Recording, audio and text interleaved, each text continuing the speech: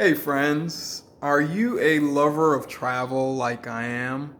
Um, do you want to kind of focus your finances and your life around travel? I've got 6 travel hacks or cheat codes to living a more fulfilled life around travel. So these are ways that we can travel either for free or very, very inexpensive. It's kind of conducive to a minimalist lifestyle, but these are either free or very, very low cost ways to travel in 2020. So the first is the biggest, most obvious, and potentially the most challenging one, and that is to do non-revenue travel. So that means either working for an airline or being the dependent or travel companion of an airline employee. Um, you can also use buddy passes for free travel as well. But if you are a person that wants to center or focus your life around travel, working for an airline obviously does two things. It allows you to travel at no cost and it also pays your bills. So, all of the major airlines, you can just have a high school diploma, just a little bit of background in customer service, and be a well-spoken person, and you have a shot or the ability to work on being able to work for an airline. Go on all of the major airlines websites, apply, put your resume online, and see how it goes. That's a win-win situation because that allows free travel for you and your family. If you've got 5 kids, 6 kids, it covers you all. So non-revenue travel, that's key number one for cheat codes for a travel lifestyle. Work for an airline, that's a major one. Number two, and these are resources once we get to our travel destination that we can use to stay for accommodations for free. Two are the first two are the free services, and they are two services that I have not used yet but have just found doing research for minimalist travel. The first is an app or a program called House Sitters, where people will go out of town while they're traveling. They'll post their travel on the website, and you can come and watch their dogs or water their plants and things like that while they're out of town, and you can stay in their house absolutely free. So, it's a good way to, get out of town, see the sights, be close to everything, be in a homey environment for free. The next is another resource. It's called Couch Surfer, where you can potentially rent or stay for free on the couch of someone who's posted their sofa on the Couch Surfer app. So that's another opportunity for you to get the insight from a local and perhaps stay in that community for free.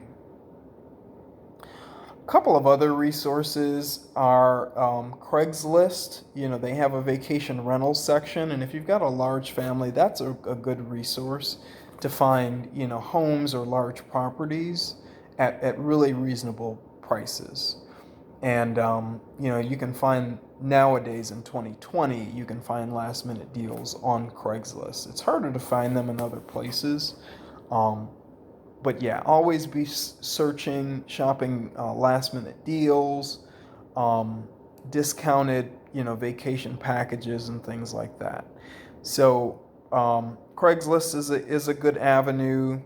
Always price stock different properties. I'm going to Palm Springs in a couple of days, and I got a really, really nice resort for about $53 from price stocking.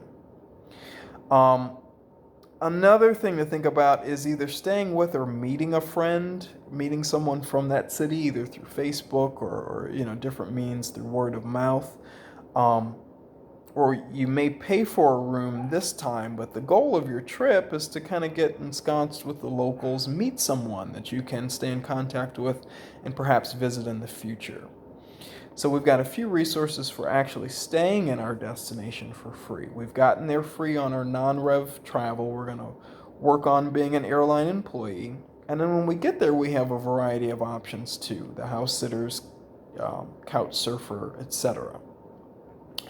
Number three is a cool one, and that is to exercise more in your daily life.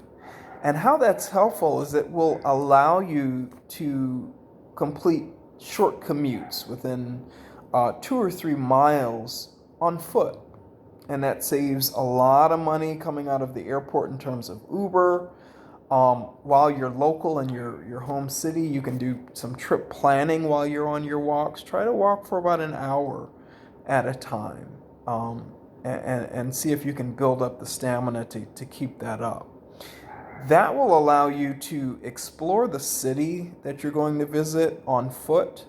It'll allow you to get around more often and more conveniently on foot. Once you've retrained your mind from jumping into an Uber to go 3 blocks, the world is a more open place for you. So consider incorporating daily exercise to build your stamina up in your daily life. Okay, number 4, buy a large travel backpack. One large travel backpack that will be all of the luggage that we take on our trip, and a poncho / jacket. That will ensure most, if not all, airlines allow you at least one free carry-on. A backpack is easy to, keep track of if you're hitchhiking or driving to another destination. One large travel backpack with a couple of different compartments, one where you can put your laptop, a second larger space where you can put your toiletries at the bottom. You can roll up a few pairs of shorts, a couple of pair of pants, a few shirts, maybe an extra pair of shoes. And that's really, you can put your headphones and things in the different other pockets and accessories. But really, one bag is all that we're taking. If we check luggage while we travel, you have to stand there and wait. You're losing opportunity to get out and seize the day, but you also have to pay quite a bit for checked luggage when, you can get away with 2, 3, 4 weeks worth of travel with one backpack. Number 5, find bargain stores that you're familiar with in the city that you're traveling to. So your local Kroger's or Meijer's, your local grocery chains that you're familiar with, and also liquor stores and things like that. We're either going to make a decision not to buy high-priced cocktails or limit ourselves to just one during our journey. Okay, if I do go out over this weekend, I'm only going to buy one daiquiri or one cocktail in the bar that's, $9, $10, sometimes $12 and $13.